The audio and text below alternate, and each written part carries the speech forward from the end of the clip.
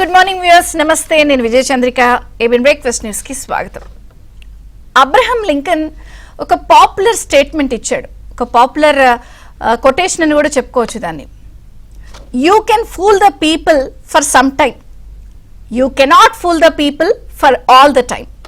అంటే కొంత సమయం వరకు ప్రజల్ని పిచ్చోళ్ళు చేయొచ్చు మీరు చెప్పే మాటలతో, మీరు చేసే పనులతో, మీ చేష్టలతో. కానీ ప్రతిసారి చేస్తామంటే అయ్యే పని కాదు అనేది సూక్ష్మంగా దాని అర్థం. ఇప్పుడు నమ్మకం, క్రెడిబిలిటీ, ఈ విషయానికి లేదా మోసం, ఈ మూడు పదాలు అన్నప్పుడు ఒక వ్యక్తికి సంబంధించి ఇవి కూడగట్టుకోవడం అనేది చాలా చాలా ఒక కష్టతరమైన అంశాలు. కొన్ని సంవత్సరాల పాటు నమ్మకం, క్రెడిబిలిటీ అనేది కూడగట్టుకోవాలి. అది ఒక్క చిన్న చిన్న పనులతోనో, ఒక్క మోసంతోనో మొత్తం ఈ నమ్మకం, క్రెడిబిలిటీ అనేది పూర్తి స్థాయిలో సర్వనాశనం అయిపోతుంది. తర్వాత మీరు నిజం చెప్పినా అమ్మో పులి టైప్ అయిపోతుంది, ఎవరు నమ్మే పరిస్థితి ఉండదు. ప్రధానంగా ఈ నమ్మకం, క్రెడిబిలిటీ, ఈ మోసం, ఈ మూడు పదాలు మాట్లాడినప్పుడు ఆంధ్రప్రదేశ్లో ఒక వ్యక్తి ఖచ్చితంగా గుర్తొస్తాడు. ఎవరో కాదది మాజీ సీఎం జగన్మోహన్ రెడ్డి గారు. నోరు తెరిస్తే ఏ మాటలు, క్రెడిబిలిటీ, నమ్మకం, మోసం.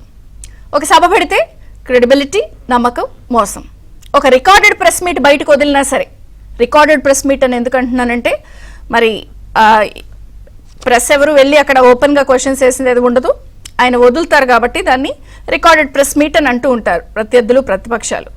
సో ఆ రికార్డెడ్ ప్రెస్ మీట్లో కూడా ఇదే అంశం, నమ్మకం, క్రెడిబిలిటీ, మోసం. మరి నిజంగా ఈ నమ్మకం, క్రెడిబిలిటీ గురించి ఆయనే మాట్లాడుతున్నారా? ఆయన మాట్లాడితే అసలు ఏమన్నా అర్థం ఉందా? అందుకే నేను అన్నాను, Abraham Lincoln statement, you can pool the people for some time and you cannot pool the people for all the time అని. కొంతసేపు వరకు మీరు చెప్పేవన్నీ వింటారు, తర్వాత నమ్మే పరిస్థితి ఉండదు అని. ఎందుకంటే నిన్న కూడా ఒక 2 గంటల పాటు, 1 గంటన్నర నుంచి 2 గంటల పాటు మధ్యలో ఒక ప్రెస్ మీట్ని బయటకు వదిలారు. అందులో ఊదరగొట్టారు, నమ్మకం, క్రెడిబిలిటీ అన్నారు, మోసం అన్నారు, అలాగే కూటమిపై వేళ్లు చూపించారు. పాడిందే పాట, అదే గ్రామ్ఫోన్ రికార్డ్. ఏం చెప్పారు అందులో?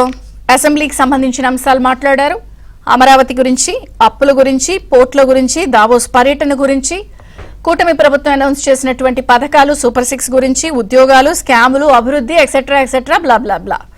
సో ముందుగా అసెంబ్లీ విషయానికి వస్తే, ప్రతిపక్ష హోదా ఇస్తేనే నేను అసెంబ్లీకి వస్తా, ఇది గతంలో కూడా చెప్పారు, కానీ నిన్న కూడా అదే మాట చెప్పారు. దానికి అసలు ఎట్లా కుదురుతుంది అనేది టీడీపీ కూడా నిన్న ససాక్ష్యాలతో కొన్ని విషయాలు బయటికి ప్రజల ముందు ఉంచింది. ఎలా? శాసన మండలిలో కూడా హోదా విషయంలో కూడా ఒక లేఖ రాశారు జగన్మోహన్ రెడ్డి గారు. తనకు సంబంధించి ఏమిటి, శాసన మండలిలో ప్రతిపక్ష నేతగా లేళ్ల అప్పిరెడ్డి, ఆ తర్వాత మాజీ మంత్రి బొత్స సత్యనారాయణని అక్కడ ప్రతిపక్ష నేతగా గుర్తించాలని ఇచ్చిన లేఖ సమయంలో అక్కడ నిబంధనల ప్రకారం ఇచ్చినటువంటి ఉత్తర్వులు బయటకు వచ్చాయి. అది టీడీపీ బయట పెట్టింది. ఆ ఉత్తర్వుల ప్రకారం సభాబలం 1/10 వంతు లేదా కోరం 1 అంటే సభా సభ్యులు 1/10 వంతు వెళితేనే వచ్చినా, లేదా ఆ బలం ఉంటేనే ప్రతిపక్ష నేతగా గుర్తించే అవకాశం ఉంటుంది అని చెప్పి నిబంధనలు ఉన్నాయి. దాని ప్రకారం ఇచ్చినటువంటి నిబంధనలని టీడీపీ బయట పెట్టింది. సో ఆ నిబంధనల ప్రకారం అక్కడ సంఖ్యాబలం ఉంది కాబట్టి అది శాసనసభ అయినా, శాసన మండలైనా అదే వర్తిస్తుంది. మరి మండలకో రూలు, శాసనసభకో రూలు అలా ఉండదు కదా. కానీ మరి అక్కడ ఒక రూల్ లాగా, ఇక్కడ ఒక రూల్ లాగా ఆయన మాట్లాడుతున్న వ్యవహారాన దాదాపుగా అందరూ తప్పుపడుతున్నారు. ఎందుకని? అక్కడ నిబంధనల ప్రకారం 1/10 వంతు అన్నప్పుడు సంఖ్యాబలం సరిపోయింది, ఇచ్చారు. కానీ ఇక్కడ అసెంబ్లీ విషయానికి వచ్చేసరికి కూటమి బలం 164, ఆయనకుంది 11. కానీ 1/10 వంతు అంటే 18 మినిమం ఉండాలి. కానీ గతంలో చంద్రబాబు నాయుడు గారి వారి ప్రభుత్వం ఉన్నప్పుడు చంద్రబాబు గారికి 23 సభ్యుల సంఖ్య ఉన్నప్పటికీ కూడా ప్రతిపక్ష హోదా విషయంలో కూడా ఆయన చేసినటువంటి రాద్ధాంతో నేను దలుచుకుంటే అయిపోద్ది మీకు అని చెప్పి ఆయన ఒక రకమైన జెస్చర్స్తో మాట్లాడిన స్టేట్మెంట్స్ అన్నీ అందరికి గుర్తున్నాయి. సరే, అవన్నీ ప్రజలన్నీ చూశారు, వాటి విషయాల్లోకి నేను వెళ్ళదలుచుకోలేదు. కానీ సెక్షన్ 56 నిబంధన ప్రకారం సో ఈ నిబంధనలే చూపించి శాసనసభలో ఎలా వస్తుందని చెప్పి టీడీపీ ప్రశ్నిస్తోంది. సరే, ఇదొక అంశం. రాజధాని విషయంలో కూడా ఆయన అసలు మళ్ళీ అదే స్టైల్లో విషయం కక్కారు. ఒక పక్కన 3 రాజధానుల కాన్సెప్ట్ అంటూ ఆయన తీసుకొచ్చిన విషయాన్ని, ప్రజలు తిరస్కరించిన విషయాన్ని మర్చిపోయి కూడా మరొకసారి అమరావతి విషయంలో కూడా ఆయన పదే అదే పాట పాడారు. ప్రజలు బుద్ధి చెప్పినా కూడా అంగీకరించే పరిస్థితి లేదు. అసలు 50,000 కోట్ల రూపాయల అప్పు ఎందుకని మళ్ళీ మాట్లాడుతున్నారు. అసలు బెంగళూరులోని హైదరాబాద్ కానీ ఇలాంటి సిటీస్ లేవు ఏపీకి అంటున్నారు. అదే అలాంటి సిటీ కడతానికే కదా డబ్బులు కావాలి, అలాంటి సిటీ నిర్మిస్తేనే కదా ఇవన్నీ కావాలి. కానీ దాన్ని ఆయన వ్యతిరేకిస్తున్నారు. ఇంకొక ట్విస్ట్ ఏమిటంటే వారం క్రితం కూడా వరల్డ్ బ్యాంక్కి సంబంధించి డబ్బులు అప్పు ఇవ్వద్దని చెప్పి మెయిల్స్ వెళ్తున్నాయట. మరి వైసీపీ చేష్టలు ఇక్కడ స్పష్టంగా కనిపిస్తున్నాయి. అదే స్థాయిలో ఈయన విషయం కక్కుతున్నారు అమరావతి రాజధాని అంశాలు, ఇలా రకరకాల అంశాలు. ఇక అప్పులు, ఉద్యోగాలు, దావోస్ పర్యటన అంతా ఆర్భాటం అంట. తాను వచ్చినప్పుడు ఇలా మరి ఏం కంపెనీలు తెచ్చారో ఆయన నేను చెప్పలేదు. సో ఓవరాల్గా అన్నీ గమనించినప్పుడు విశ్వసనీయత, క్రెడిబిలిటీ, నమ్మకం, మోసం ఇవన్నీ చెప్పినప్పుడు ఇవన్నీ కోల్పోయి ఏం చెప్పినా అది మోసంగా కనిపిస్తున్నప్పుడు ఆయన మాట్లాడే అర్హత ఆయనకు ఉందా? 78 ఏళ్ల స్వతంత్ర భారతదేశ చరిత్రలో ఇటువంటి నాయకుడు ఎవరైనా చూసారా? అసెంబ్లీకి పలానా కారణంతో రాను అని చెప్పే మాజీ సీఎం జగన్మోహన్ రెడ్డి గారి తీరు, వైఖరిని ప్రజలు గమనిస్తున్నారా? ఎందుకు అదే అదే అదే పాట, అదే గ్రామ్ఫోన్ రికార్డ్, అదే పాడిందే పాట ఎందుకు పాడుతున్నారు? అసలు మాట్లాడాలి. ఇక నిన్న క్రెడిబిలిటీ, క్యారెక్టర్, నమ్మకం, మోసం, అలాగే మాట్లాడుతూ అమరావతి, పోలవరం, అసెంబ్లీ, అప్పులు, పోర్ట్లు, దావోస్ పర్యటన అన్నిటి గురించి మాట్లాడారు. మాట్లాడాల్సిన విషయాలు అక్కడ మాట్లాడలేదా, లేదా తెలిసే అయినా సైలెంట్గా వాటిని సైడ్ చేశారా అని మాట్లాడుకుంటున్నారు అందరూ. చర్చిద్దాం ఈ అంశాలన్నింటిపై. టీడీపీ నుంచి కోనేరు సురేష్ గారు, జనసేన నుంచి కుసింపూర్ శ్రీనివాస్ గారు, సీనియర్ రాజకీయ విశ్లేషకులు, జర్నలిస్ట్ తురుగా శ్రీరామ్ గారు. అందరికీ స్వాగతం అండి. తురుగా శ్రీరామ్ గారు, మీతో ప్రారంభిస్తాను. నమ్మకం, క్రెడిబిలిటీ, క్యారెక్టర్ అంటే ఇవి చాలాసార్లు ఆయన చెప్తూ ఉంటారు. ఆయన నోట్లోంచి ఎక్కువ వినపడుతూ ఉంటాయి ఆంధ్రప్రదేశ్లో ఇవన్నీ. అసలు ఎట్లా చూడాలంటారు? గంటన్నర పాటు ప్రెస్ మీట్లో ఇవన్నీ మాట్లాడారు, చాలా విషయాలు స్పృశించారు. మీరేమంటారు? మీ అబ్జర్వేషన్స్ ప్లీజ్. మాకు ఇక్కడ విశాఖపట్నానికి దగ్గరలో పాడేరు ఉంటుంది. పాడేరులో తెల్లవారుజామున చాలా చలి ఉంటుంది. కాళ్ళు, చేతులు, ఒళ్ళు అన్ని వణికిపోతూ ఉంటాయి. దాని నుంచి రక్షణ కోసం ఏం చేస్తారంటే చలిమంటలు వేసుకుంటారు. ఇప్పుడు కొంతమంది లిక్కర్ స్కాములు కానీ లేదంటే వేరే వేరే రకరకాల స్కాములు చేసిన వాళ్ళందరూ కూడా భయంతో కాళ్ళు, చేతులు వణికిపోయి దాని నుంచి రక్షణ కోసం తాడేపల్లి ప్యాలెస్ పక్కన ఏదో చలిమంట వేసుకున్నారని నిన్న మొన్న ఏదో వార్తలు వచ్చినాయి. సో ఇలా భయపడిపోయి పేపర్లు తగలబెట్టుకునే వాళ్ళు దాని నుంచి కవర్ చేసుకోవడానికి ఇలాంటి మీరు చెప్పిన ప్రెస్ మీట్ లాంటివి ఏవో పెట్టి ఏదో మాట్లాడుతుంటారు. ఆయన ప్రెస్ మీట్ నాకు అర్థం కదా. ప్రెస్ మీట్ అంటే ప్రెస్ ని మీట్ అయితే కదా ప్రెస్ మీట్. అదే నేను ఓపెనింగ్ రిమార్క్స్ లో అన్నాను. క్వశ్చన్స్ ఎవరు అడిగారో నాకు కనిపించలేదు, వినిపించలేదు. ప్రెస్ మీట్ అంటారు, ఆయన ప్రెస్ స్టేట్మెంటే అనుకుంటది. ఎందుకంటే నిజంగా కనుక ఆయన ప్రతిపక్ష నాయకుడిగా ఆయన బాగా పనిచేస్తున్నాను, లేదంటే రాబోయే రోజుల్లో బాగా పనిచేస్తాను, నాకు అసెంబ్లీలో నాకు అవకాశం ఇవ్వండి, మైక్ ఇవ్వడానికి అవకాశం ఇవ్వండి అంటే ముందు అసలు ప్రెస్ ని మీట్ అవ్వండి. మీరు ప్రెస్ ని మీట్ అయ్యి ప్రెస్ వేసే ప్రశ్నలకు సమాధానం చెప్పండి. తర్వాత మీరు అసెంబ్లీకి వచ్చి మాట్లాడదురు. కానీ ప్రెస్ నే ఎదుర్కోలేని మీరు అసెంబ్లీలో ఇంతమంది ఉన్న అధికార పక్షాన్ని, 3 పార్టీలు ఉన్న అధికార పక్షాన్ని మీరు ఏ విధంగా ఎదుర్కొంటారు? ఆ ఎదుర్కోలేకే, వాళ్ళకి మొహం చూపించలేకే, అక్కడ మాట్లాడలేకే ఇట్లా నాకు ప్రతిపక్ష హోదా ఇస్తే నేను వస్తాను, ఇలాంటి చిన్నపిల్లల మారంలన్నీ చేస్తే ఆయనకి రూల్స్ తెలియక కాదు, తెలియక చేసే పనులు కాదు కదా ఇవి, తెలిసి చేసే పనులే. క్రెడిబిలిటీ గురించి ఈ మధ్య చాలా ఎక్కువ మాట్లాడుతున్నాడు ఆయన. క్రెడిబిలిటీ అంటే ఆయన వాళ్ళ ఏమని చెప్పి అధికారంలోకి వచ్చాయంటే మా నాన్న పేరు నేను నిలబెడతా, మా నాన్నగారి ఫోటో పక్కన అందరిళ్లలో నా ఫోటో ఉండేలాగా చూసుకుంటా, ఆ స్థాయిలో నేను పరిపాలన చేస్తా, నాకు ఒక్క అవకాశం ఇవ్వండి అన్నాడు. అప్పుడు నిజమే కాబట్టి రాజశేఖర రెడ్డి గారు బాగానే పరిపాలించారు కదా, ఆయన వాళ్ళ నాన్న పేరు నిలబెడతానంటున్నాడు. ఆయన ఆ ఫోటో పక్కన మన ఇళ్లలో ఈయన ఫోటో కూడా ఉంటుందంట, ఏ స్థాయిలో ఈయన పరిపాలన చేస్తాడో అని చెప్పి ఆయనకి అవకాశం ఇచ్చారు. ఒక్క అవకాశం అంటే ఆయన క్రెడిబిలిటీని పోగొట్టుకున్నాడనే కదా ఇప్పుడు 11కి తీసుకొచ్చింది. క్రెడిబిలిటీ పోగొట్టుకున్నది జగన్మోహన్ రెడ్డి గారు. ఇప్పుడు ఆయనకి అసలు క్రెడిబిలిటీ గురించి మాట్లాడే అసలు అర్హత ఏముంది? అసలు మోసం అని చెప్తున్నాడు. మోసం అని చెప్తే అసలు ఈ రాష్ట్రంలో కాదు మొత్తం ప్రపంచంలోనే మోసం అనే దానికి పర్యాయ పదం ఏదయ్యా అని చెప్పి అమరావతి రైతులను అడిగితే చెప్తారు.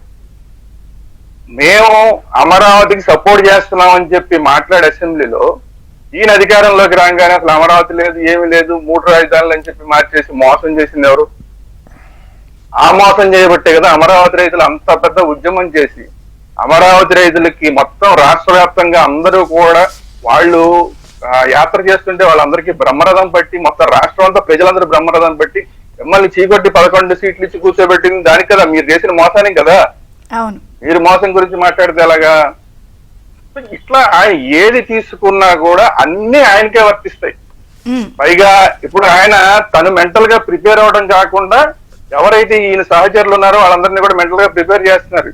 ఏముందండి, గతంలో నేను 16 నెలలు ఉన్నాను జైల్లో, ఏమవుతుంది, మళ్ళీ 3 నెలలు జైలుకి వెళ్ళి వస్తాం, ఏమవుతుంది అంటే ఆయన ఏం చెప్తానంటే, నేను రాబోయే రోజుల్లో కనీసం ఒక 3 నెలలు జైలుకి వెళ్ళబోతున్నాను, మీరు కూడా జైలుకి వెళ్ళడానికి ప్రిపేర్ అయిపోండి అబ్బాయి అని చెప్పి ఆయన సహచరులు ఎవరైతే ఉన్నారో ఈయనకి సహకరించిన వాళ్ళందరికీ కూడా ముందుగానే ప్రిపేర్ చేస్తారు. ఆయన అంటే తప్పులు చేశాము అని ఆయన ఒప్పుకుంటున్నాడు. ఎందుకంటే ఆయన జైలుకి వెళ్ళడానికి నేను సిద్ధంగా ఉన్నానని చెప్తున్నాను. అంటే ఎవరైనా ఎందుకు జైలుకి వెళ్తారు, తప్పు చేస్తేనే కదా.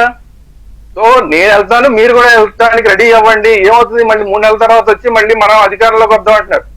అంటే ఇంకొకటి ఏంటంటే, మేము తప్పులు చేసాం, మేము జైలుకి వెళ్ళడానికి సిద్ధంగా ఉన్నామని ఒక పక్కన మాట్లాడుతూనే మళ్ళీ మేము అధికారంలోకి వస్తాం అంటున్నారు. అంటే ఏంటంటే ఆంధ్రప్రదేశ్ ఓటర్లని ఆయన అవమానిస్తున్నారు.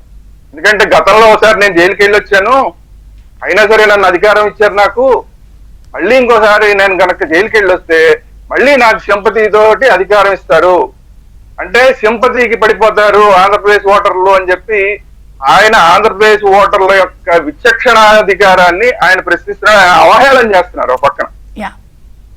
కాబట్టి ఈ మాట్లాడి టోటల్ గా ఈయన జగన్మోహన్ రెడ్డి గారు మాట్లాడిన దాంట్లో అధికార పక్షం ఏం తీసుకుంటుందో తెలియదు కానీ, మిగతా వాళ్ళందరూ మీడియా మిత్రులు ఏం తీసుకుంటారో తెలియదు కానీ, ఆంధ్రప్రదేశ్ ప్రజలు మాత్రం చాలా చాలా చాలా జాగ్రత్తగా ఉండాలి. ఎందుకంటే మిమ్మల్ని వెర్రివెదవాలు చేసే కార్యక్రమం ఆయన చేస్తున్నాడు, మళ్ళీ మళ్ళీ చేస్తున్నాడు. మీరు ఆల్రెడీ నేను తప్పు చేశాను రా బాబు అని మొత్తం కేంద్ర సంస్థలన్నీ తీసుకొచ్చిన ఆస్తులన్నీ నాకు వాళ్ళు అటాచ్ చేసేసుకున్న తర్వాత కూడా, నన్ను 16 నెలలు జైల్లో పెట్టిన తర్వాత కూడా మీరు నాకు అధికారం ఇచ్చారంటే మీకు విచక్షణాధికారం సరిగా ఉపయోగించుకోవడం తెలియదు అబ్బాయి. మళ్ళీ మిమ్మల్ని ఫూల్ చేయడానికి నేను రెడీ అయిపోతున్నాను, మళ్ళీ ఇంకోసారి నేను జైలుకి వెళ్ళిపోతా, జైలుకి వెళ్ళిపోయి మిమ్మల్ని ఫూల్ చేయడానికి జైలుకి వెళ్ళిపోయి 3 నెలలు జైలుపోయి చూసారా ఈ బాబోయ్ నన్ను అన్యాయంగా జైలుకి పంపించేశారని చెప్పి మళ్ళీ ఆ సింపతి మీ దగ్గర వర్కౌట్ అయ్యేలాగా చేసి మళ్ళీ మీ ఓటుని నేను లాక్కుంటా. గతంలో ఏదైతే బటన్ నొక్కి లాక్కుందాం అనుకున్నాడు ఆయన, బటన్ నొక్కి లాక్కుందాం అనుకుంటే అది వర్కౌట్ అవ్వాల. అప్పటికే తెలిసిపోయింది దీని గురించి, ఈయన చేసే క్రెడిబిలిటీ ఏంటి, ఈయన చేసే మోసాలు ఏంటి, ఈయన ఏమాత్రం పనికిరాడు, అసలు అధికారంలో ఉండడానికి పనికిరాడని చెప్పి చక్కటి విచక్షణాధికారాన్ని ఆంధ్రప్రదేశ్ ప్రజలు ఉపయోగించుకుని ఓటర్కు వినియోగించుకుని తప్పు చేశామని గ్రహించి ఆ తప్పును సరిదిద్దుకున్న తర్వాత కూడా, తప్పు చేయడం సహజం, ఎవరైనా మానవ లక్షణం, తప్పుని సరిదిద్దుకున్న తర్వాత కూడా మళ్ళీ మీతో అదే తప్పు చేయించి మళ్ళీ సెంటిమెంట్ తో మిమ్మల్ని కొట్టి మళ్ళీ అధికారంలోకి వస్తానని చెప్తున్నాడంటే ఆంధ్రప్రదేశ్ ఓటర్లు చాలా జాగ్రత్తగా ఉండాలి. ఆయన ఒక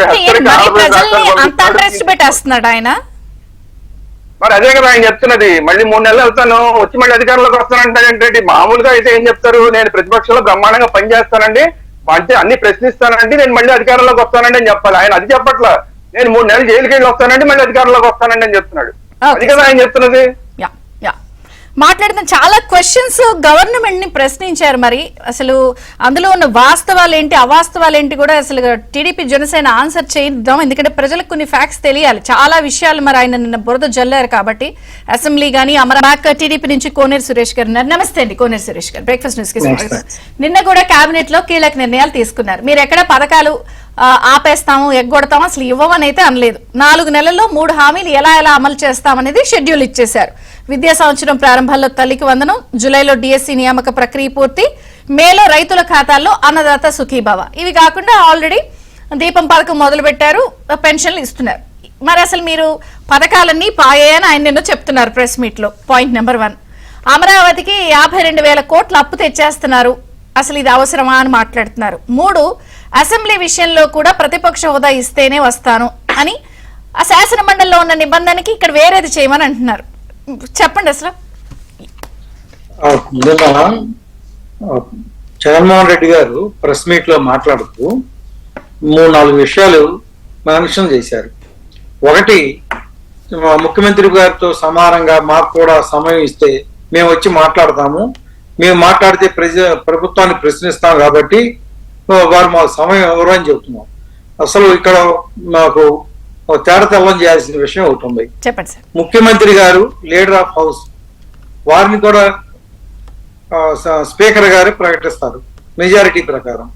అదేవిధంగా లీడర్ ఆఫ్ అపోజిషన్ ఇవ్వాల్సిన బాధ్యత కూడా స్పీకర్ గారిదే, అది సంఖ్యాబలాన్ని బట్టి. శాసనసభలో 10వ వంతు మొత్తం బలంలో 10వ వంతు కనుకుంటే 1/10 మీరు అడగక్కర్లేదు, ఆటోమేటిక్ గా లీడర్ ఆఫ్ అపోజిషన్ వచ్చేస్తుంది. మీకు ఇచ్చింది 11 మందేనండి. మీరు ప్రజల్లో విశ్వాసం కోల్పోయి మీ యొక్క స్థాయి 11కి పడిపోబట్టే మీకు లీడర్ ఆఫ్ అపోజిషన్ రావట్లేదు, ప్రతిపక్ష హోదా రావట్లేదు. ప్రజలు ఇవ్వలేదు ప్రతిపక్ష హోదా. మీరు ఎందుకు ఎక్కువ బాధపడిపోతున్నారు? మీరు మీకు కనుక ప్రజల మీద బాధ్యత ఉంటే, ప్రజల పట్ల మీకు చిత్తశుద్ధి ఉంటే మీరు అసెంబ్లీకి రావాలి.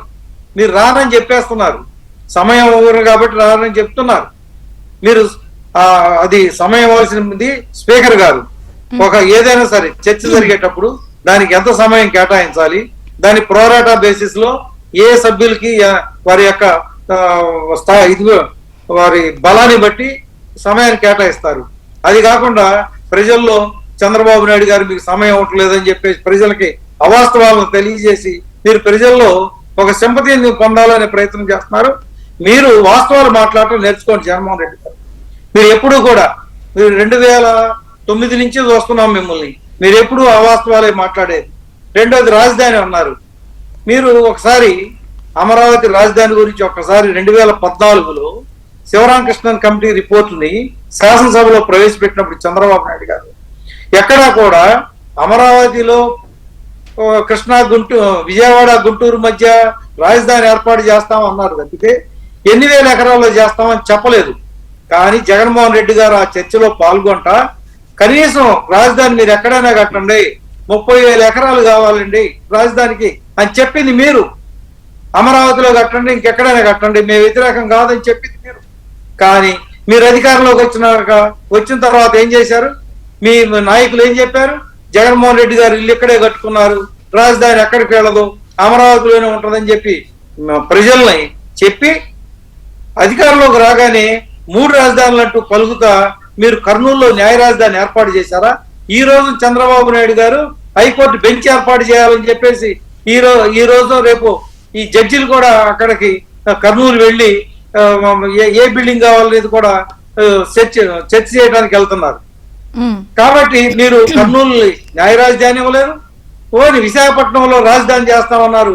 అక్కడ మీరు ఒక 500 కోట్లు దుర్వినియోగం చేసి మీకు కావాల్సిన ప్యాలెస్ కట్టారు తప్పితే అక్కడ విశాఖపట్నంలో ఏం చేశారు? మీరు దోసుకున్నారు, అక్కడ ఉన్నటువంటి భూములు దోసుకున్నారు.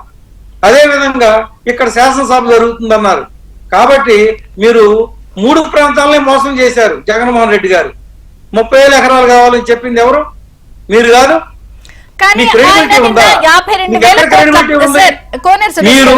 ఒకటి నిన్న ఆయన ఏమంటున్నారు? తేబోతున్న అప్పుల్లో మరో 52,000 కోట్లు, ప్రపంచ బ్యాంకు 15,000, జర్మనీ KfW నుంచి ఒక 5,000, హట్కో నుంచి 11,000, CRDA కమిటీ అయిన అప్పులు 21,000. అసలు ఇవన్నీ ఎక్కడికి వెళ్తున్నాయి, వస్తున్నాయా ఏంటని అడుగుతున్నారు ఆయన. మీరు ఆ రాజధానిలో అన్ని గ్రాఫిక్స్ అని చెప్పింది మీరు కదా. మీరు గత 5 సంవత్సరాలు ఎక్కడ కూర్చున్నారు? ఏ అసెంబ్లీలో కూర్చున్నారు? ఇప్పుడు 50,000 కోట్ల రూపాయలు అప్పులు అంటున్నారు. ఇవాళ రాజధాని అభివృద్ధి చేయడం కోసమే రోడ్లు గాని మీరు సీడాక్సిస్ రోడ్లు వెళ్లకుండా గాలిలో వెళ్ళారండి?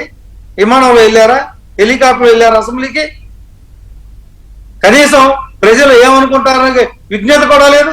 మీ క్రెడిబిలిటీ ఎలా వస్తుంది చెప్పండి? మీరు గతంలోనే మీకు 43,000 కోట్ల రూపాయలు అక్రమంగా అవినీతితో దోచేశారని చెప్పి 11 కేసుల్లో 420 కేసులు మీ మీద ఉంటే 420 అంటే ఎప్పుడు పెడతారంటే బ్రీచ్ ఆఫ్ ట్రస్ట్ అంటే మీరు మోసం చేసి 420 కేసు తోటి మోసం చేసి మీరు అవినీతి అక్రమాలకు పాల్పడి 43,000 కోట్లు మీరు ప్రజాధనం దోచేశారని చెప్పి చేస్తే మీకు విశ్వాసం ఎక్కడ ఉంది? అందుకనే 2019లో మీరు అమరావతిలో రాజధాని ఉంటుందని చెప్పి మీరు 3 రాజధానులని అమరావతి రాజధాని రైతులనే కాదు ప్రజలను మోసం చేశారు. అదేవిధంగా మీరు లిక్కరు ప్రభుత్వం అమ్ముతుందని చెప్పేసి ఆ లిక్కర్ లో సుమారుగా నిన్న సిట్టు 3,300 కోట్లు మీరు దోచేశారని చెప్పేసి వాళ్ళ వచ్చేసరికి మీరు ప్రజలకి బుకాయించడం కోసం మీరు నేను ప్రెస్ మీట్ పెట్టారు. ప్రజలే మీ మీద 420 కేసు పెట్టి మిమ్మల్ని 11 సీట్లకు పరిమితం చేశారు మొన్న 2024 ఎన్నికల్లో. కాబట్టి మీరు విశ్వాసం, నమ్మకం, సెక్రటేరియట్ కి రాసిన ఒక లెటర్ నేను చూసానండి. ఏది furnishing of certain information under RTI act 2005 regarding అని. సో అందులో మీకు క్లియర్ కట్ గా ఆన్సర్ ఇచ్చారు కదా, నేను అది కూడా చదివాను, 1/10 ఆఫ్ మెజారిటీ ఉండాలి అని. మరి ఆయనకి ఇవన్నీ తెలీదా? ఎందుకు బుకాయిస్తున్నారు? శాసనసభలో ఒక రూలు, మండలిలో ఒక రూల్ ఉంటుందా? మండలిలో లేళ్ల అప్పిరెడ్డి గారిని మన జూలై నెలలో ప్రతిపక్ష నాయకుడి కింద మండలిలో నియామకం చేయమని వారు ఉత్తరం రాశారండి. తర్వాత మళ్ళీ 20 రోజులకే బొత్స సత్యనారాయణ గారిని మండలిలో లీడర్ ఆఫ్ అపోజిషన్ గా నియమించమని చెప్పి లెటర్ రాశారండి. అందులో మీకు క్లియర్ గా నేనే ఆర్టీఐ కింద అప్లై చేశాను. అవును, ఆర్టీఐ కింద అప్లై చేసి సమాధానం తెప్పించుకుంటే అందులో ఉంది రూల్ 56 ని కోట్ చేశారు. శాసనసభ నియమావళి రూల్ 56 లో కోరం లీడర్ ఆఫ్ అపోజిషన్ ఎలా ఇస్తారు? shall have at least strength equal to the quorum fixed to constitute a sitting of the house, that is 1/10 of the total members of the house. అవునండి, quorum కు సమానంగా ఉండి తీరాలి అని చెప్పేసి rule లో కోట్ చేశారు. అప్పుడు మాత్రమే ప్రతిపక్ష హోదాగా గుర్తిస్తాం అని చెప్పేసి అన్నారు. మీకు 18 మంది కనుక లేకపోతే 5 కలిసినా 11 మంది కలిసినా గ్రూప్ గా ఐడెంటిఫై చేయమని ఉంది రూల్ బుక్ లో. అంటే 10% కంటే తక్కువ కనుక వస్తే గ్రూప్ గా గుర్తించమని ఉంది నియమంలో. అందుకని వీరు వాళ్ళ గ్రూప్ లీడర్ మాత్రమే. 5 ఉన్నా 11 మంది ఉన్నా జగన్మోహన్ రెడ్డి గారు మీరు గ్రూప్ లీడర్ మాత్రమే. ఇప్పుడు వీరు పులివెందుల ఎమ్మెల్యేగా మీకు ఎంత సమయం రావాలో అంతే వస్తుంది. ఈ వాస్తవాలు ఎలా ఉండగా ప్రజలకు మీరు వాస్తవాలు చెప్పండి, అంతేగాని అవాస్తవాలు చెప్పి మీరు చంద్రబాబు నాయుడు గారు మీకు అది అన్యాయం చేస్తున్నారనే ఫీలింగ్ మీరు కలిగించవద్దండి దయచేసి. ప్రజలకు కూడా ఇదే వాస్తవాలు తెలియజేస్తున్నాం. వారు ప్రతిదీ అవాస్తవమే. జగన్మోహన్ రెడ్డి గారు మాట్లాడారు కదా, దానికి చెప్పండి. చదువుల కోసం అమ్మఒడి పాయే, రైతు భరోసా పాయే, వసతి దీవెన పాయే అని ఇలా చెప్పుకుంటూ వెళ్లారు.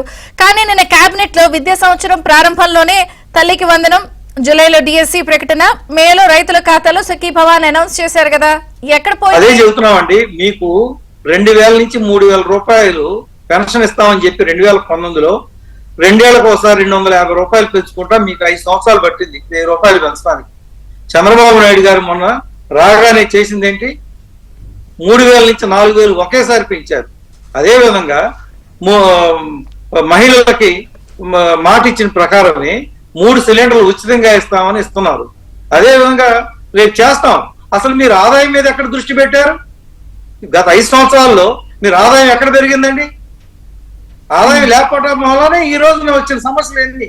మేము ఖచ్చితంగా చెబుతున్నాం, రేపు స్కూళ్లు ప్రారంభించే నాటికి డిఎస్సి పెట్టి సెలెక్ట్ చేసి ఉపాధ్యాయుల నియామకం జరుగుతుంది, తల్లికి వందనం ఇవ్వటం జరుగుతుంది, రైతు భరోసా ఇవ్వటం జరుగుతుంది. 2014-19 మధ్య 2 లక్షల రూపాయల లోపు రుణాలన్నీ రద్దు చేశాం రైతులందరికీ. అది నమ్మకం అంటే. అంతేగాని మీరు ఒకటి చెప్పి రెండోది మీరు వాయిదాల పద్ధతిలో కేంద్ర ప్రభుత్వం నుంచి వచ్చే డబ్బులు మాత్రమే వేసి మీకు ఇష్టం వచ్చినప్పుడు చేసి ఈ రకంగా చేయటం అనేది కరెక్ట్ కాదు. కానీ నిన్న పాయింట్ ఆయన అన్నారు కదా, దానికి కూడా కొంత క్లారిటీ ఇస్తే ప్రజలకి ఎవరు నిజం చెప్తున్నారో అర్థమవుతుంది. తను సృష్టించిన సంపదను ప్రైవేటైజేషన్ పేరిట మీరు చేస్తున్నారు అని అన్నారు. ఇది నాకు అసలు అర్థం కాలేదు. అసలు ఆయన ఎక్కడ సంపద సృష్టించాయండి? ఒక పరిశ్రమ వచ్చిందా? కియా పరిశ్రమ వస్తే మా తెలుగుదేశం హయాంలో వచ్చింది. ఒక్క పరిశ్రమ రాలేదు. మీరు ఒక ఉద్యోగం కల్పించలేదు. మీరు ఇచ్చింది ఎవరినో మీరు వీరి సంగతి కూడా, వాలంటీర్ల సంగతి కూడా ఇచ్చారు. మీరు 2023 సెప్టెంబర్ తర్వాత మీరు వాలంటీర్లు ఎందుకు రెన్యువల్ చేయలేదు? మీరు ఎవరిని మోసం చేస్తారు? వాళ్ళందరితో 1,00,000 మందితోటి మీరు రిజైన్ చేయండి, మేము రాగా నియమిస్తామని చెప్పి రిజిగ్నేషన్ లెటర్లు ఎవరి దగ్గర తీసుకున్నారు? మేము తీసుకుంది 2023 ఎవరు తీసుకుంది రిజిగ్నేషన్ లెటర్ లో? ఎందుకు వారి యొక్క సర్వీసులను మీరు రెన్యువల్ చేయలేదు? వాస్తవం ఇదిగాక మేము ఉద్యోగాలు వాలంటీర్లు మేము తీసేసామని చెబుతారండి. తీసేసింది మీరు మోసం చేయొద్దండి ప్రజల్ని. వాస్తవాలు చెప్పండి. ప్రెస్ మీట్ లో కూడా ఆయన మీట్ ది ప్రెస్కి వెళ్ళడం, ప్రెస్ మీట్ లేదు ఆయన. ఎందుకంటే ఒక్క విలేకరే ప్రశ్నించినా కూడా ఆయన సమాధానం చెప్పలేక రికార్డెడ్ మెసేజ్ ని ఆయన పంపిస్తూ ఉంటారు. కాబట్టి మీరు ప్రజలకు ఎక్కడైనా వాస్తవాలు చెప్పండి. జగన్మోహన్ రెడ్డి గారు మిమ్మల్ని ఈ గత కాదు, మీరు 5-10 సంవత్సరాల్లో ప్రైవేటైజేషన్ చేస్తున్నారు, తను సృష్టించిన సంపదని అంటున్నారు. ఆదాయం తగ్గితే ఎక్కడైనా జిఎస్డిపి పెరుగుతుందా అని అడుగుతున్నారు. ఏమండి నాకు అనుమానం ఏంటంటే గత 5 సంవత్సరాల్లో మీరు అప్పులు తేవడం కోసం జిఎస్డిపి పెంచారు. మీరు ఓకే, జిఎస్డిపిని పెంచారు. మీరు చేసింది అది. మీరు కాపులు కూడా మోసం చేశారు. వాస్తవాల లెక్కలో అప్పులు లేకుండా ఆఫ్ బడ్జెట్ బారోయింగ్లు తెచ్చి కూడా వాళ్ళకి ఇన్ఫార్మ్ చేయలేదు. అసెంబ్లీకి కూడా ఇన్ఫార్మ్ చేయలేదు మీరు ఆఫ్ బడ్జెట్ బారోయింగ్స్ తెచ్చి. అందుకని ఇప్పుడు అసలు ఇన్ని రోజులు పట్టింది. అసలు అప్పులు ఎన్ని ఉన్నాయి, ఏ శాఖలో ఎంత అప్పు తెచ్చారు, ఎంత ఖర్చు పెట్టారు. మీరు కేంద్ర ప్రభుత్వం నుంచి జల్ జీవన్ మిషన్ నిధులు ఇస్తే వాటిని డైవర్ట్ చేశారు. ఒకటి శాఖ కాదండి, ఆఖరికి కేంద్ర ప్రభుత్వం మీరు సెపరేట్ బ్యాంక్ అకౌంట్ పెట్టండి, మేము వాటిలో వేస్తాం, మీ 40% డిపాజిట్ చేసినాకే మా 60% రిలీజ్ చేస్తామని కేంద్ర ప్రభుత్వం చెప్పేంత అపనమ్మకంతో మీరు పరిపాలించారు. కేంద్ర ప్రభుత్వం కూడా మిమ్మల్ని నమ్మల గత 5 సంవత్సరాల్లో. మీరు అసలు మీరు క్రెడిబిలిటీ గురించి మాట్లాడదు దయచేసి జగన్మోహన్ రెడ్డి గారు. ప్రజలు నవ్వుకుంటున్నారు. జనసేన నుంచి కూసిపూడి శ్రీనివాస్ గారు ఉన్నారు. నమస్తే, బ్రేక్ఫాస్ట్ న్యూస్ కి స్వాగతం. మోసకారి ప్రభుత్వం, క్రెడిబిలిటీ లేదు, క్యారెక్టర్ లేదు, అంత అబద్ధాలు చెప్తున్నారు, అన్ని మోసాలు చేస్తున్నారు ప్రజల్ని. ఆయన ఇప్పుడు అన్ని చెప్పేశారు రిపోర్ట్స్ సహా. ఏం చెప్తారు? విజయచంద్ర గారు, మీకు ప్యానెల్లో ఉన్న పెద్దలకు నమస్కారం అండి. క్యారెక్టర్ గురించి, క్రెడిబిలిటీ గురించి అసలు జగన్మోహన్ రెడ్డి మాట్లాడడమే పెద్ద కామెడీ. ఎందుకంటే సరే నిన్న మళ్ళీ వచ్చాడు ఆయన, వాళ్ళ కార్యకర్తలందరినీ కూర్చోబెట్టుకున్నాడు. పాపం వాళ్ళంతా ఎంతో వాళ్ళ ముఖాలు విందాలు చూస్తుంటే అది మొన్న నిన్న ఇది రికార్డెడ్ ప్రెస్ మీట్ ఏదైనా 2 రోజులు బట్టి జరుగుతున్న తంతు. ఆయన పదే మాట్లాడతా అసలు మామూలుగానే అబద్ధాల వేయడంలో అతను ఆరితేరినటువంటిది. కాకపోతే అతను చెప్పిన విధానం, మళ్ళీ నేనే వస్తున్నాను, మళ్ళీ మనమే వస్తాం, 30 సంవత్సరాలు మనమే ఉంటాం, ఈ 8 నెలల్లోనే రాష్ట్రం అంతా చిన్నాభిన్నం అయిపోయిందని అతను చెప్పడం విధానం చూస్తుంటే పాపం అతను ఏమైనా 30 సంవత్సరాల మ్యాన్ ఏమైనా పట్టుకుందేమో. అప్పట్లోనే అలాగే అనేవాడు, వైనాట్ 175 అనేవాడు. ఇప్పుడు మళ్ళీ 30 సంవత్సరాలు అన్నటువంటి మ్యాన్యాలో పడిపోయాడు పాపం. అంటే ఈ రోజున రాష్ట్రంలో జరుగుతున్నటువంటి అంశాలు అతని దృష్టికి వెళ్తున్నాయా, అతను తెలిసి మాట్లాడుతున్నాడా, తెలియక మాట్లాడుతున్నాడా అనేది ఆలోచిస్తే ఇందాక మీరు పెద్దలు చెప్పినట్టు ఈ రోజున అమరావతి కలకలాడుతుంది, పోలవరం పనులు వేగంగా జరుగుతున్నాయి, రైల్వే జోన్కి ఒక శాశ్వత పరిష్కారం కనబడుతుంది, స్టీల్ ప్లాంట్కి మళ్ళీ లాభాలు రావడానికి చేసినట్టు కార్యక్రమాలు జరుగుతున్నాయి.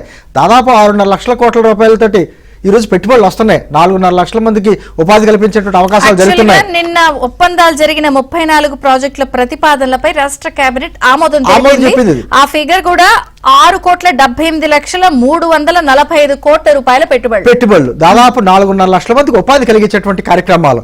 ఈ రోజున కేంద్రం నుంచి మనం ఎంత ఒడుపుగా సాధించుకోవాలో అన్ని రకాలైనటువంటి నిధులు సాధించుకుంటున్నాం.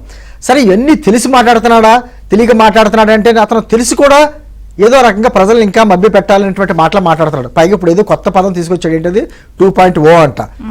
1.0 ఏంటి? 1.0 అంతా ఏమేం జరిగిందండి? చెత్త పని చేసినటువంటి చెత్తరెడ్డి 1.0, 2.0 చిప్పు పని చేయని చిట్టిరెడ్డి, ఆ చిట్టి అని పేరు ఉంటుంది కదా రోబో 2.0కి.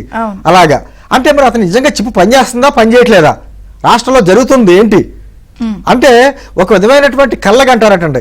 ఆ కళ్ళలో అంటే తనకి ఏదైతే లేవో అవతలకు ఉన్నప్పుడు పడే బాధలు, అదే సందర్భంలో ఒక రకమైనటువంటి పదవి పోయిన తర్వాత వచ్చే పీడకలతో కళ్ళగా అంటూ ఉంటారు కదా, అది ఒక రకమైనటువంటి బైపోలార్ డిజాస్టర్. దాంతో బాధపడుతున్నాడేమో జగన్మోహన్ రెడ్డి గారు, నాకు అర్థం కాంది. ఎందుకంటే ఒక గతంలో మరీ శశిధర్ రెడ్డి గారు ఒక మాట అన్నారు, ఆంధ్రప్రదేశ్కి ఏదైనా ఆంధ్రప్రదేశ్కి ఏదైనా 30 ఏదైనా ఉందంటే జగన్మోహన్ రెడ్డి అని చెప్పేసి ఆ రోజు మాట అంటే ప్రజలకు అర్థం చేసుకోలేపారు. 2019లో ఒక్కసారి అన్నారు, ఆ ఛాన్స్ ఇచ్చారు. ఇచ్చిన తర్వాత ఇటువంటి దుర్మార్గమైనటువంటి కార్యక్రమాలు చేశారో, రాష్ట్రాన్ని ఏ విధమైనటువంటి నాశనం చేశారో, ఆర్థిక పరంగాను మొత్తం రాష్ట్రం అభివృద్ధి లేకుండా చేశాడు. ఈ రోజున రాష్ట్రం 8 నెలలు అయిందండి కూటమి ప్రభుత్వం వచ్చి, 8 నెలల్లోనే ఏమీ జరగలేనట్టు, అసలు ఏమి అంకెలు కూడా కొన్ని అంకెలు చెప్తున్నాడు, రాష్ట్రం ఏదో వెనకబడిపోయినట్టు, రాష్ట్రంలో ప్రజలందరూ సుక్షంతో లేనట్టు, బాధపడిపోతున్నట్టు. ఆయన బాధపడిపోతా ఆ బాధ అంతా ప్రజల మీద నెట్టుతున్నటువంటి కార్యక్రమాలు ఏదైతే చేస్తున్నాడో నిజంగా ప్రజలు నవ్వుకుంటున్నారు. ఇటువంటి వ్యక్తిని మనం గత 5 సంవత్సరాల్లో చేసాం. ఈ రోజుకి అమరావతి మీద విషయం చిమ్ముతూ లెటర్లు రాస్తున్నారంటే, లెటర్లు రాస్తున్నాడు అంటే క్రితం వరకు కూడా అప్పు ఇవ్వద్దని మెయిల్ వెళ్తుంది. ఈ రోజుకి కూడా అమరావతి మీద అంత ఎందుకు నేను అంటుంది, ఇంకా ఆంధ్రప్రదేశ్ మీద ముఖ్యంగా అమరావతి మీద అతనికి ఉన్నటువంటి కక్ష ఏంటో, ఇంకా అతనికి కసి తీరలేదా, ఇంకా దోచుకుంటాకి ఏముంది రాష్ట్రంలోని. ఈ మధ్యకాలంలో జరుగుతున్న ఇప్పుడు భూములు ఉన్నాయండి, అవి దేవాలయ భూములా లేకపోతే ఎస్ అండ్ ల్యాండ్సా, దళితుల భూముల ఈ తీయడం లేదు కదా, మొత్తం అన్ని హక్కులు అయిపోయాక. ఒక విషయం చెప్పండి కోసింపూడి శ్రీనివాస్ గారు, మాట్లాడాల్సిన విషయాలు ఆయన మాట్లాడలేదు అని అనిపిస్తుంది చాలా మందికి. ఎందుకని ఇప్పుడు మీ పరిధిలో అంటే డిప్యూటీ సీఎం లేదా జనసేన అధినేత పవన్ కళ్యాణ్ గారి పరిధిలో అటవీ శాఖ గ్రామ పంచాయతీ ఉన్నప్పుడు అటవీ శాఖకి సంబంధించి పెద్దిరెడ్డి ఫైల్స్ ఎంత బీభత్సం జరుగుతుందో రాష్ట్రంలో చూస్తున్నారు. ఒక ప్రైవేట్ గా ఒక పెద్ద వ్యవస్థ ఒక లోపల సెటప్ పెట్టుకున్నప్పుడు దాని మీద ఆన్సర్ ఇవ్వాల ఏం జరిగింది అని. 2 సిట్ వేసిన తర్వాత ఫైల్స్ తగలబడిపోతున్నాయి అని చెప్పి నిన్నంతా మీడియాలో సోషల్ మీడియాలో వచ్చినాయి. దాని మీద ఎక్కడ వివరణ లేదు. లేకపోతే గతంలో యాక్ట్రెస్ మీద జరిగిన వ్యవహారం కానీ అంటే చాలా విషయాలు 8 నెలల్లో మీరు బయట పెట్టిన ఏ అంశానికి వివరణ ఇవ్వలేదు అక్కడ. అసలు అడిగితే కదా, ఎవరిని అడిగితే మీడియా ముందు కూర్చుంటే వాళ్ళు ఎవరిని అడిగితే సమాధానం చెప్తాడు. అదే అంటున్నాను, అతను విషయం చెమ్మడంలో ప్రథమ స్థానంలో ఉంటాడు. మీకు ఒక విషయం కూడా గుర్తు చేస్తాను విజయచంద్ర గారు, ఇదే రోజున గత సంవత్సరం ఓటాన్ అకౌంట్ బడ్జెట్ ప్రవేశపెట్టినప్పుడు బుగ్గన గారు ఆఖరి ముగింపు వాక్యాల్లో ఒక మాట మాట్లాడారు. స్వామి వివేకానంద గారి మాటలు ఉటంకించారు ఆయన. దాంట్లో ఏం చెప్పారండి? చెప్పండి. మనం ప్రస్తుతం ఉన్న స్థితికి మనమే బాధ్యులు. మనం భవిష్యత్తులో ఎలా ఉండాలి అనుకుంటున్నామో అది నిర్ణయించే శక్తి మన చేతిలోనే ఉంది. మనం ఇప్పుడు ఉన్న స్థితి గత చర్యల ఫలితం అయితే భవిష్యత్తులో మనం ఉండబోయేది మన ప్రస్తుత చర్యల మీద ఆధారపడి ఉంటుంది. కాబట్టి మనం ఎలా వ్యవహరించాలో తెలుసుకోవాలి అని వివేకానంద గారి సూతులు ఇదే రోజున గత సంవత్సరం ఓటాన్ బడ్జెట్ అకౌంట్ సందర్భంగా బొగ్గర గారు మాట్లాడారు. వాస్తవాలు అవే. వాళ్ళు ఇప్పుడు పరిస్థితులు ఎలా ఉండాలన్నది ఆ రోజు డిసైడ్ చేశారు. ఆ నిర్వాహకాన్ని ఒప్పుకోవట్లేదు కదా. దావోస్ పర్యటన గురించి కూడా ప్రస్తావించారు. ఒప్పుకుంటాడని జిందాల్ని తరిమేశారని చెప్తున్నారు. నిన్న అంటే కియా ప్రాజెక్ట్ దగ్గర ఏం జరిగిందో మనం చూసాం. మహారాష్ట్రకి వెళ్ళిపోయిన జిందాల్ని మీరు తరిమేశారు. అలా కాదు విజయచంద్ర గారు, వాస్తవాలు గణాంకాలు అబద్ధాలు చెప్పం. ఈ రాజకీయ నాయకులు ఏదైనా మాట్లాడొచ్చు. ఈ రోజు జరుగుతున్నది అంకెలతో సహా గణాంకాలతో సహా మేము వాస్తవాలు ప్రజల ముందు పెట్టాం. ఈ రోజు మాట్లాడితే ఏమంటాడు, అసెంబ్లీకి వచ్చా మాట్లాడక్కర్లొద్దు, మీడియా ముందు మాట్లాడినా సరిపోద్దు, వాళ్ళ ప్రశ్నలకి మేము సమాధానం చెప్తే సరిపోద్దు, అసెంబ్లీకి వెళ్ళక్కర్లొద్దు, అసెంబ్లీకి వెళ్తే నాకు మైక్ ఇస్తారా, మాకు సమయం ఇస్తారా, నాకు ముఖ్యమంత్రి గారితో సమానంగా హోదా ఇవ్వాలి, సమయం ఇవ్వాలని మాట్లాడుతున్నాడు. అసలు ఇది ఏమన్నా రాజారెడ్డి రాజ్యాంగంలో అలా ఉంటుందేమో మాకు తెలియదు, కానీ ఇక్కడ ఒక రాజ్యాంగం ఉంటుంది కదా, రాజ్యాంగబద్ధంగానే స్పీకర్ గారు ఇస్తారు పర్మిషన్. అంటే తనకు లేనిది కూడా అడుగుతున్నాడు ఆయన. అంటే కనీసం పరీక్ష కూడా రాయకుండా పాస్ అవ్వకుండా నాకు మాత్రం సర్టిఫికెట్ ఇచ్చాను అని అడుగుతున్నాడు. అంటే మరి ఫస్ట్ క్లాస్ స్టూడెంట్ అంటే ఇలాగే ఉంటుందా? నేనేమనుకుంటున్నట్టు విజయచంద్ర గారు గతంలో చెప్పిన మళ్ళీ చెప్తున్నా, ఖచ్చితంగా ఒకటి చేస్తే మాత్రం రఘురామకృష్ణరాజు గారు చూస్తూ ఉంటున్నట్టున్నారు. ఇప్పుడు మీరు కూడా ఒక ఆలోచించుకోవాలి. ఆయన అసెంబ్లీకి రావాలంటే కొన్ని ఫెసిలిటీస్ ఇస్తే ఖచ్చితంగా వస్తాడండి. ఆయన ఏం చేయాలంటే అధికార పక్షానికి ఈయనకి మధ్యలో ఒక పరదాలు అలవాటు కదా, ఒక పరదా కట్టి అది కూడా సౌండ్ ప్రూఫ్ పెట్టాలి. సౌండ్ ప్రూఫ్ పెట్టారనుకోండి, అధికార పక్షం నుంచి ఏ ప్రశ్నలు ఇచ్చినా వాళ్ళు ఏం మాట్లాడినా ఈయనకి వినపడకూడదు. అదేవిధంగా రఘురామకృష్ణరాజు గారు నవ్వుతూ ఉంటాడు, ఆ నవ్వు చూసేటికి నరాలు కట్ అయిపోతాయి. అందుకని అక్కడ ఒక తెర కట్టాలి. అటువంటి ఏర్పాట్లు ఏమైనా చేస్తే వచ్చి ఏకపాత్రాభినయం చేసి నేను అసెంబ్లీకి వచ్చాను, అధికార పక్షాన్ని నిలదీశాను, ఇదే మాట్లాడతాడు. ఎలా ఇస్తారు అసలు? అదే విజయచంద్ర గారు అసలు మండలి అంటే ఏమన్నాడైనా, శాసన మండలి ఖర్చుతో కూడింది, అనవసరం, మండలి రద్దు అన్నాడు ఆయన. ఇప్పుడు అదే మండలిలో తనకి స్థానం కావాలని కోరుతున్నాడు. అంటే అతని మాటలకే చెప్పే పనులకే చేసే. శ్రీరామ్ గారు 2019 స్టైల్నే సేమ్ అప్పుడు టీడీపీ ఎలా అయితే ఈయన అటాక్ చేసుకుంటూ వచ్చారో, అంటే అప్పుడు అధికారంలోకి రావడానికి దానికి కొద్దిగా ముందు, ఇప్పుడు కూడా మళ్ళీ అదే స్టైల్లో వెళ్తున్న పరిస్థితి కనిపిస్తుంది. Same style of attacking. ఇవన్నీ మళ్ళీ అవే ఫిగర్లు చెప్పడం ఇవన్నీ కూడా ప్రజలు అంత నమ్ముతారా, లేదా స్లో పాయిజన్ లో ఎక్కుతాయా? నిన్న ఎందుకంటే ఆయన స్లో పాయిజన్ అన్నారు. అసలు ఏమాత్రం ఈసారి నమ్మే అవకాశం లేదండి. ఎందుకంటే అంత విరక్తి వచ్చేసింది జనానికి. మామూలుగా చాలా ప్రభుత్వాలు వస్తుంటాయి, చాలా ప్రభుత్వాలు మారుతూ ఉంటాయి, మళ్ళీ వస్తుంటాయి, మళ్ళీ మారుతుంటాయి, రకరకాలు ఉంటాయి. కానీ ఈయనంత జనాల్లో విరక్తి కలిగిన ప్రభుత్వం ఇంకెక్కడా చూడలేదు. మనం చాలా ఏళ్ళ బట్టి చూస్తున్నాం, స్వాతంత్రం వచ్చిన దగ్గర నుంచి అనేక ప్రభుత్వాలు చూసాం. కానీ ప్రజలకి విరక్తి వచ్చేసి, అటువంటి నాయకుడి మీద విరక్తి వచ్చేసిన ప్రభుత్వాలు ఈ ప్రభుత్వమే. ఇప్పుడు మళ్ళీ కాంగ్రెస్ పార్టీ ఆంధ్రప్రదేశ్ లో అధికారం వస్తుందని ఎవరిని అనుకుంటారా? ఎందుకంటే ఆ రాష్ట్రాన్ని అంత దారుణంగా విభజించేసినది మొత్తం విరక్తి వచ్చేసింది. కాంగ్రెస్ పార్టీ అంటే అంతకుముందు కంటిన్యూస్ గా ఒకసారి కాంగ్రెస్ ఒకసారి తెలుగుదేశం ఇట్లానే కదా, ముందైతే అసలు మొత్తమే కాంగ్రెస్. కానీ అంత విరక్తి వచ్చేసింది. విరక్తి వచ్చేసిన తర్వాత ఇంకా ప్రజలు ఒకసారి మనసు విరిగిపోయింది అంటే ఇంకొక అవకాశం ఇచ్చే అవకాశం ఛాన్సే ఉండదు ఇంకా. అదే ఈ రోజు కాంగ్రెస్ పరిస్థితి. అందుకనే అదే కాంగ్రెస్ లో పిసిసి ప్రెసిడెంట్ గా చేసి ఆయన ఇప్పుడు వైసీపీలోకి వస్తానని చెప్పి ఇప్పుడు అనౌన్స్మెంట్ వస్తున్నట్టున్నాయి. సోషల్ మీడియాలో గారు ఈయన వాటేసుకున్న ఫోటోలు ఎన్ని వస్తున్నాయి. వస్తున్నాయి. కాబట్టి ఏంటంటే అంటే ఇప్పుడు ఇంకోటి జాగ్రత్తగా ఉండాలి. మీరు ఇప్పుడు ఈ శైలజానాథ్ గారు వైసీపీ పార్టీకి రావడానికి ఒకటి అంటే ఒక సూచన ఏంటంటే కాంగ్రెస్ ఎట్టి పరిస్థితుల్లో భవిష్యత్తులో కూడా అధికారంలోకి వచ్చే అవకాశం లేదని పిసిసి ప్రెసిడెంట్ గా చేసిన ఆయనే నిర్ణయం చేసుకున్నాడు ఒకటి. కానీ ఈ జగన్మోహన్ రెడ్డి గారి మీద మీరు ఏదైతే ఆయన చేసిన కార్యక్రమాలన్నీ ఉన్నాయో వాటి మీద మీరు చర్యలు తీసుకోకపోతే అది మళ్ళీ ఇట్లా కొంతమంది వచ్చి జాయిన్ అవుతారు. మళ్ళీ మీరు ఇది ప్రభుత్వానికి ఇప్పుడున్న కూటమికి హెచ్చరిక. మళ్ళీ మీరు చచ్చిన భవని మళ్ళీ బతికించే ప్రయత్నం మీ అంతా మీరు చేస్తున్నారేమో ఒకసారి ఆలోచించుకోండి. ఎందుకంటే వాళ్ళ మీద చర్యలు తీసుకోకుండా ఇవన్నీ కూడా ఇలా వాయిదాలు వేసుకుంటూ మేము అభివృద్ధి మీద దృష్టి పెడదామంటే మాత్రం మళ్ళీ ఇదే వైసీపీని భరించే పరిస్థితి లేదు.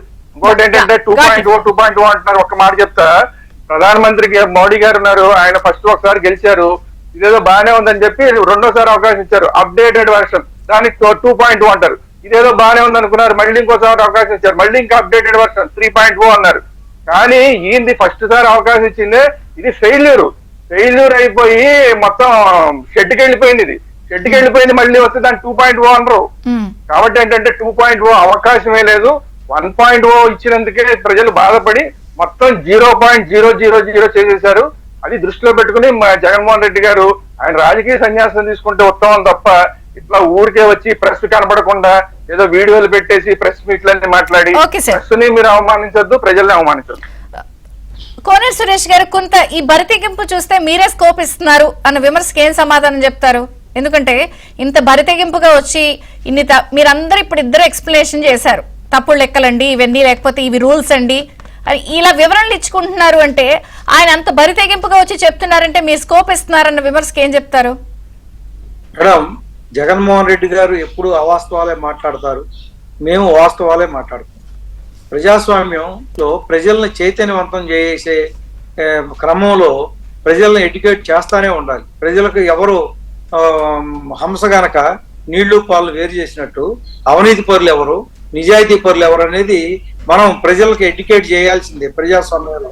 ఇది జగన్మోహన్ రెడ్డి రాజకీయం ఎలా ఉంటుందంటే హిట్ అండ్ రన్ అంటారు. నేషనల్ హైవే మీద వెళ్తా ఉంటే గుద్దేసి వెళ్ళిపోతారు. అటువంటి తత్వం జగన్మోహన్ రెడ్డి గారిది.